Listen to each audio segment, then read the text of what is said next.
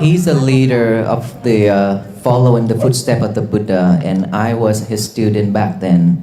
And now people call me a leader of Waffle Peace. We both leader, but in my heart, he is my teacher, he is my leader. And so, Aloka is my soul. Namo Buddhasa, Namo Dhammasa, Namo Sanghasa. Respected Mahasangha. Good evening. How are you tonight? Fine, thank you, and you? Very happy? Very happy. Happy to see you. Who just say happy? Thank you. Glad to meet Aloka. Aloka. Not me. Aloka. And you. Well, I'm very blessed to be here with all of you these days. Gives me. And Yes. Ajahn Pawat been taking care of me so well. He watched me just like he watched his kid. He protect me so well. He afraid that people gonna. And now you are all sidetracked. You have no mindfulness at all. ไม่มีใครที่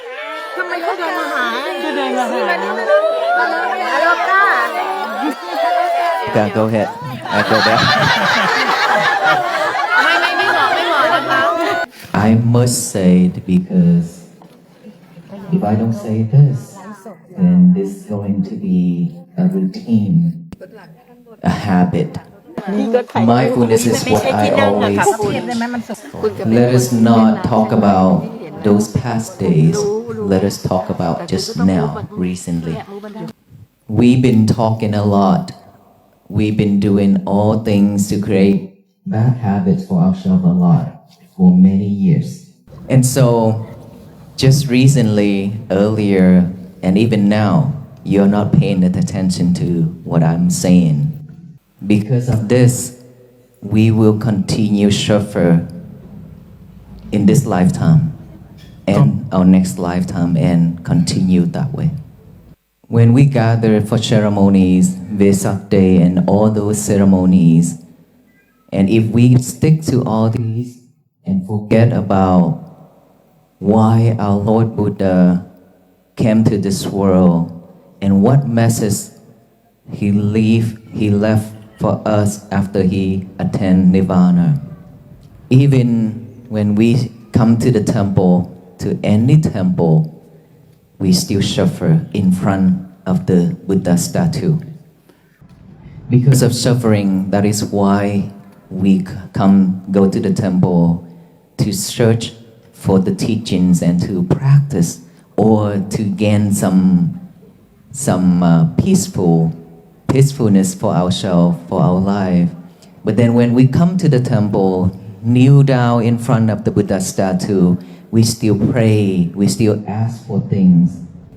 We are getting a suffer putting on top of another suffer. It means our mind is always asking for things. And when we keep on asking for things, we suffer. We will never have a peaceful moment for our life. We are building a bad habit for ourselves every single day. Just because of the thoughts, unmindful, and then we speak out, and then we do it. We create a bad karma. Bad karma means the bad habits, the old habits that we are building it every single day. What are those bad habits? Let me show you just earlier what you did. When I got up here and start to talk, and then when Aloka left this place, ran down there, then you started to let go of me. You stick to Aloka while I am the one who giving the talk. Not just that. You're also doing selfie with Aloka. You also taking pictures with Aloka, hug Aloka, while I remind you to stop, but you still doing it. ไม่ดี I thought he stopped already. I am not mad. Okay? I just want you to understand. I wasn't mad because of doing that, because of you doing that. But seeing that hurt my heart. Why is it hurt my heart? It's because all these venerable monks with us walk for so long. We walk for peace, raise the awareness of peace, loving kindness, compassion, and mindfulness to all people. And here in front of me, when I remind, you're still not listening. That is why mindfulness is so important, very, very important for us to live in this life. Earlier, I was in there and Ajahn showed me the plan of building the Naga with 5 Buddha statue here in this property, right? Yes, over there. Yes, and it's not started yet, not complete yet. Just start the foundation. Yes, again. And so for that statue, from 1 Buddha, 2 Buddha, 3 Buddha, 4 Buddha, and then the Bodhisattva, which is the 5th Buddha on this earth. We are in the life of the 4th Buddha now. We still have 1 more Buddha to go. What I want to tell you is, let's not talk about many other earth before back then. Talk about this earth where we live right now has 5 Buddhas total. And we has been in Samsara, in the circle of life, from 1 Buddha to the 2nd Buddha, to the 3rd Buddha, and then to the 4th Buddha. We still here. It means we've been suffer for so long, life after life, Buddha after Buddha. We still suffer. We still unmindful. We still create bad habits, bad karma for ourselves every lifetime. And this lifetime we are doing the same, repeat it again and again. Because of unmindful, that is why we keep going into the samsara and spin with it. And then go in and out, just like that every single life. And this life, we are very lucky and grateful enough to have this body. As a human being, we still have everything that we have right now. And we are grateful enough that we have such a beautiful and great temple like this here in front of us. We are sitting inside right now, and we still not mindful. I know. So we still have 1 more Buddha to go.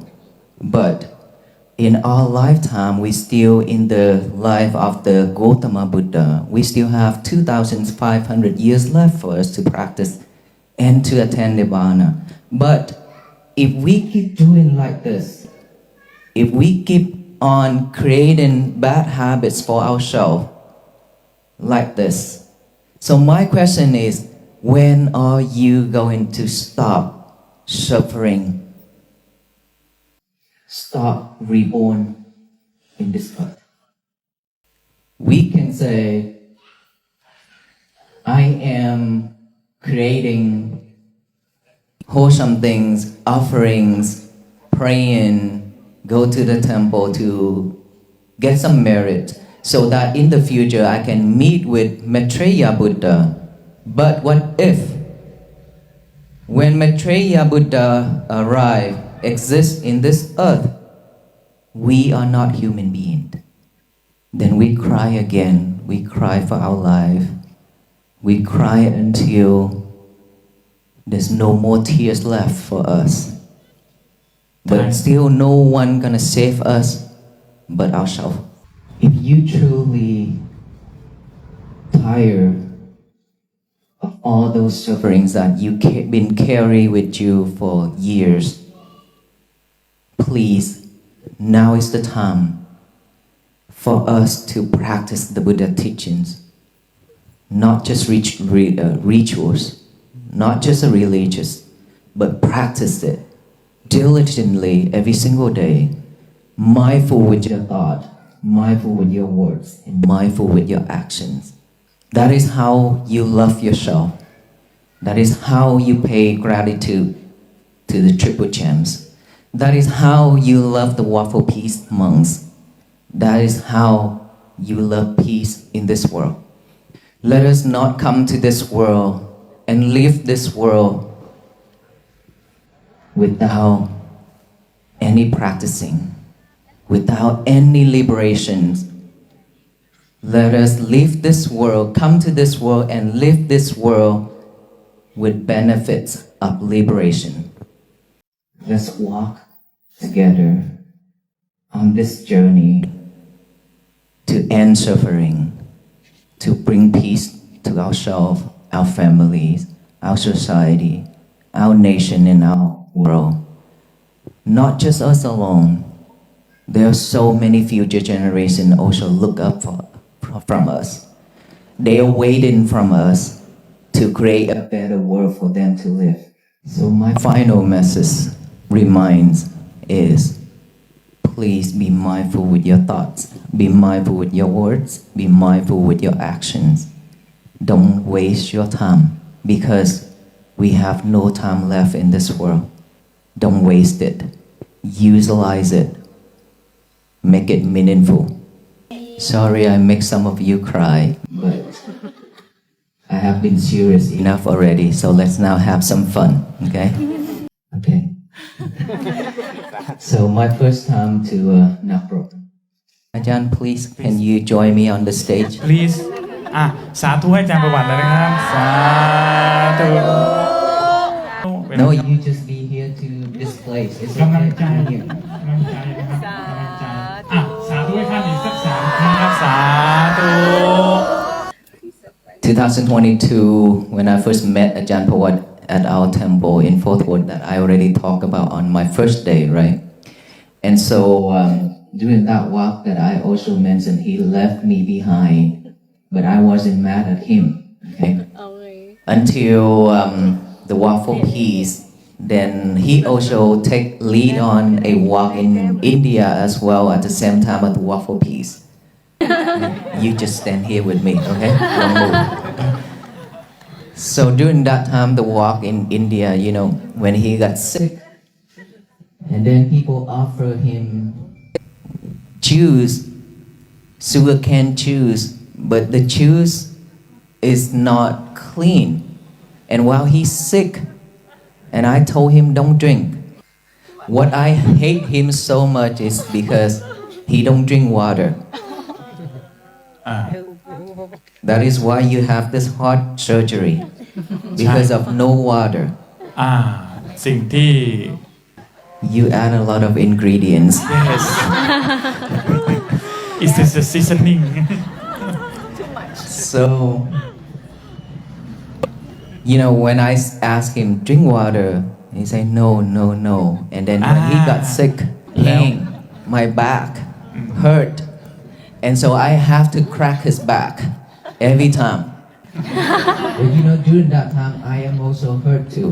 But I take care of him, and I ask him to drink water, but he don't listen. Sometimes leader also need to listen to your student too.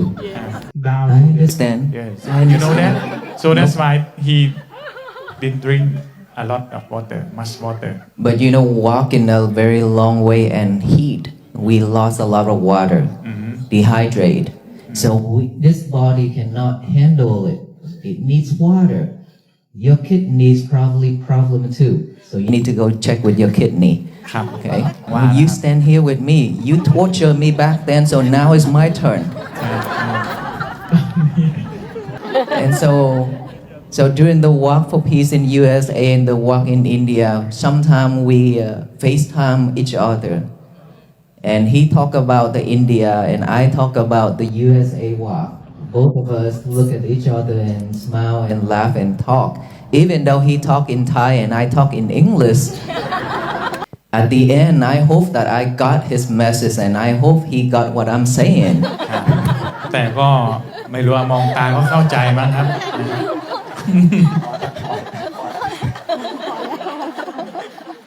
And so when he came to the United States to my temple and I look at him, I say, you are so bad. Why did you let yourself like this? Got surgery, heart surgery, and and things like that.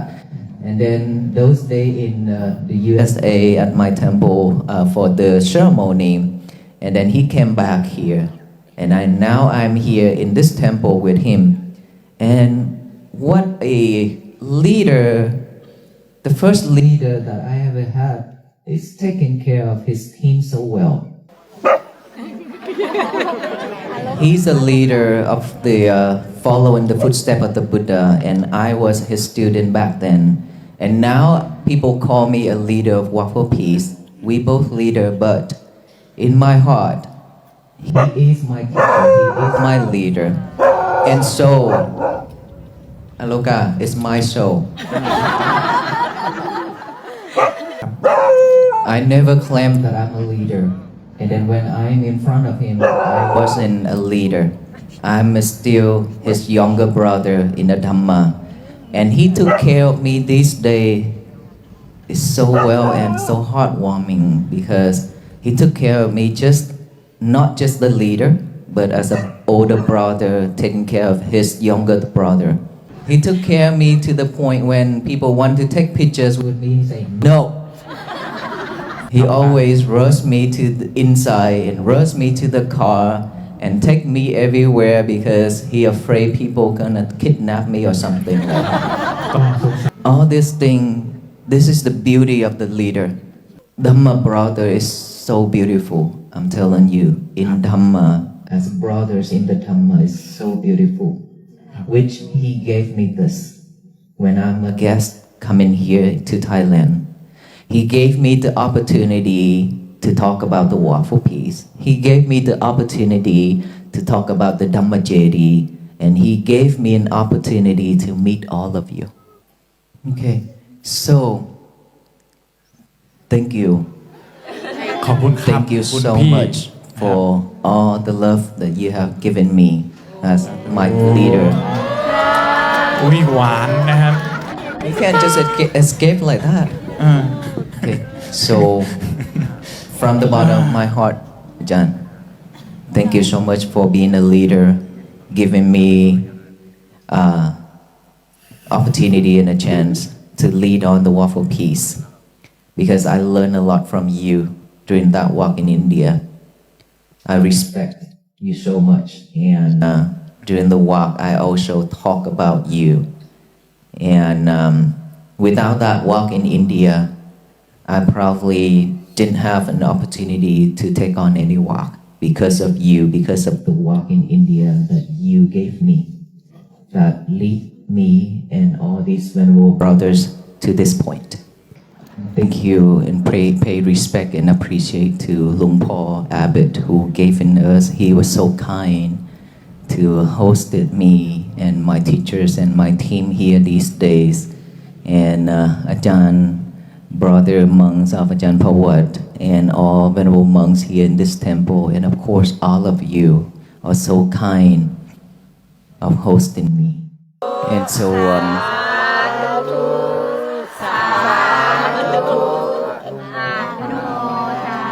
earlier when I sat down there, I listened to my team talk. I was so happy and I enjoy. The first time that I get to sit down there and listen to my team talk. Usually I have to be the one who talk and then up there on stage with everyone. And now today I had a chance to sit there and listen to Ajahn Det talk. I was so enjoy in it, and then he told me, you come up here to talk. So he broke my joyful moment. And so I want to tell you one thing.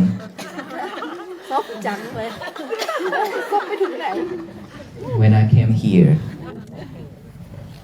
I don't feel I'm as a guest, but I feel like I'm coming home.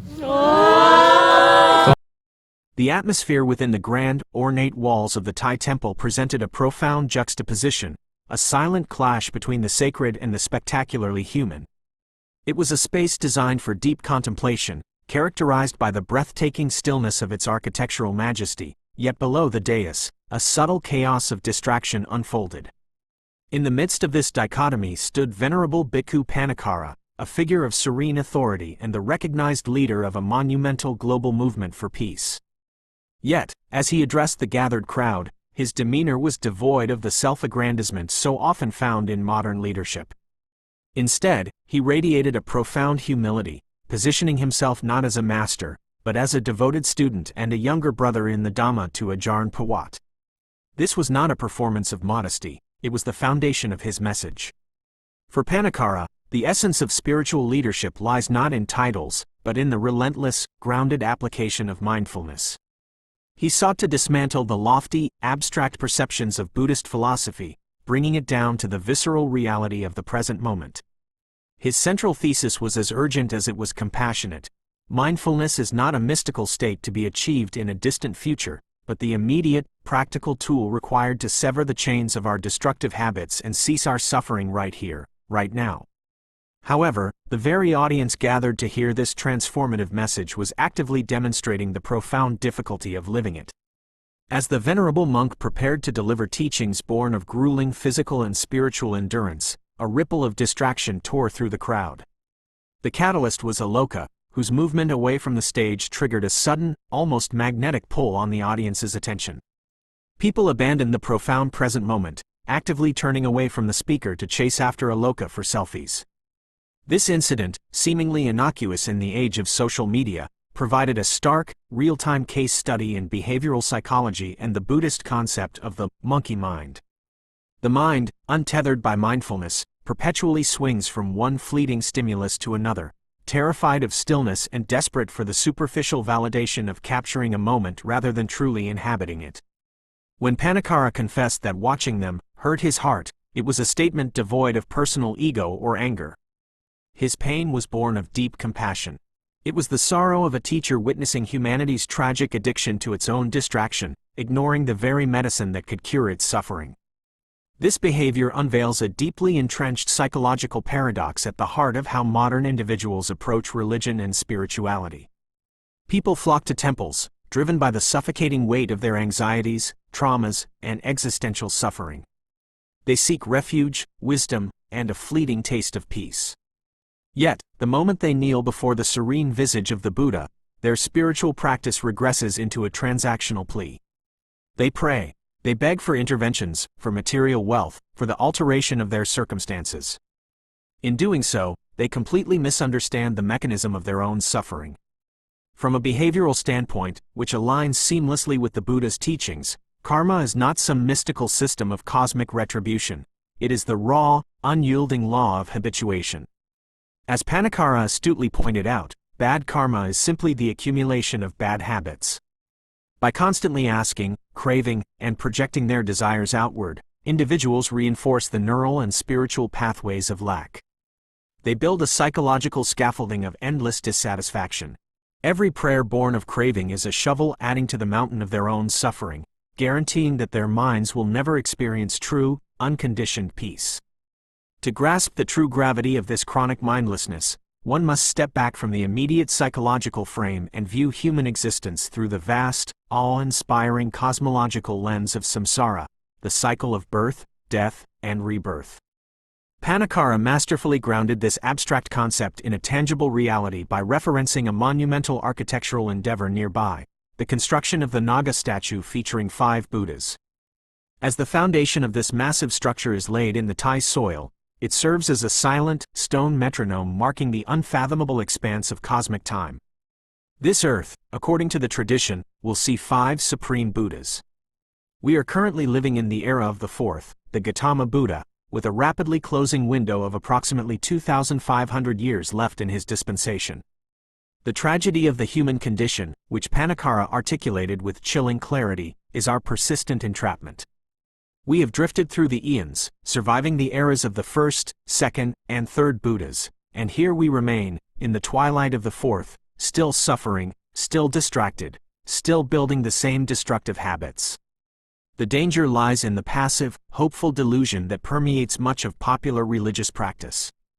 Many believers comfort themselves with the idea that they can simply accumulate merit through superficial rituals, offerings, and temple visits, essentially buying a ticket to be saved in the future by Maitreya, the fifth and final Buddha of this eon. Pannakara's response to this is a razor-sharp philosophical provocation. What if, when Maitreya finally arrives, you have not secured a human rebirth?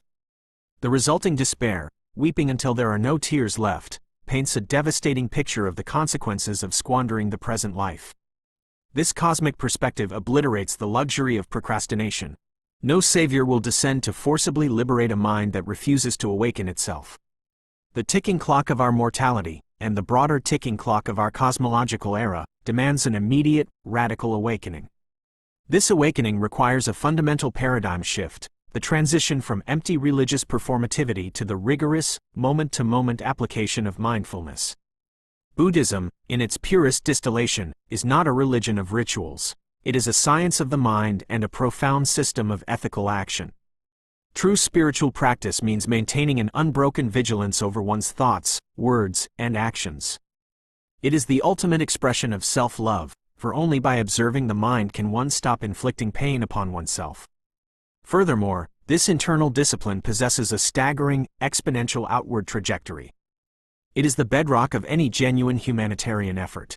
When an individual achieves a measure of internal peace, it inevitably radiates outward, altering the emotional climate of their family, shaping the ethics of their society, influencing the trajectory of their nation, and ultimately contributing to the peace of the world. The responsibility is monumental, for future generations are watching, inheriting the world we create through our mindful actions or our mindless negligence. This philosophy of actionable peace is not merely theoretical. It has been tested and forged in the crucible of extreme physical endurance. Recognizing the heavy, emotional weight settling over his audience, some of whom were moved to tears by the stark reality of their own suffering, Pannakara demonstrated the profound emotional intelligence of a master teacher. He pivoted gracefully, employing warmth, self-deprecation, and humor to lighten the atmosphere without diluting the message. He transitioned into the intimately human story of his brotherhood with Ajahn Pawat, framing it against the backdrop of their respective, grueling humanitarian endeavors. While Ajahn Pawat led a demanding walk across the scorching landscapes of India, Pannakara was concurrently navigating an astonishing 412-day, 3,800-mile pilgrimage across the vast and varied terrain of the United States. These parallel journeys were not merely physical feats, they were moving meditations, living testaments to the commitment to global peace and the alleviation of suffering. Through the lens of these immense journeys, the humorous anecdotes of their digital communications across continents revealed a deeply moving vulnerability. Pannakara recounted the frustration of watching his respected leader fall ill in India from drinking contaminated sugarcane juice while stubbornly refusing to drink clean water. He spoke of the physical toll, the necessity of cracking backs to relieve the agonizing pain of the road, and the hilarious, cross-lingual FaceTime calls where Thai and English intermingled in a chaotic, joyful exchange of shared purpose, even if literal comprehension was sometimes lost. These stories stripped away the stoic, superhuman veneer often applied to spiritual figures, exposing the fragile, deeply human bodies that carry the immense weight of these peace movements. Yet, beneath the humor lay a profound meditation on the nature of true leadership and spiritual friendship. When Ajahn Pawat later visited the United States to recover from heart surgery, the dynamic shifted. The leader became the vulnerable one, cared for by his student. However, the protective instinct of true brotherhood never wavered. Pannakara recalled with immense fondness how Ajahn Pawat, despite his own physical trials, continually acted as a shield. He would rush Pannakara away from overwhelming crowds, guiding him safely to cars, driven by a deeply touching, almost parental anxiety that someone might kidnap his younger Dhamma brother. This ego-less, fiercely protective dynamic exemplifies the beauty of spiritual companionship. It is a leadership defined not by standing above, but by standing in front to protect, and standing beside to support. As the discourse drew to a close, the synthesis of these vast philosophical concepts and intimate human experiences settled over the temple. Pannakara extended his deepest gratitude to Luangpur Abbot, the resident monastics, and the generous Thai community who had hosted him and his team. He reflected on a quiet, unprecedented moment earlier that day, the simple, profound joy of sitting in the audience, stepping down from the pedestal of leadership to simply listen to his team speak. It was a rare pause in a life dedicated to constant motion and outward giving. In that stillness, amidst the grand architecture, the weight of the cosmological clock, and the warm presence of his spiritual family, the ultimate realization crystallized. It was a sentiment that transcended the geographical boundaries of nations and the conceptual boundaries of the self. "I don't feel I'm as a guest," he imparted, his voice carrying the quiet resonance of absolute truth, "but I feel like I'm coming home." This home is not a physical structure or a specific country, it is the sanctuary of the present moment, built through relentless mindfulness, fortified by boundless compassion, and shared with those who walk the long, arduous, and beautiful path toward peace.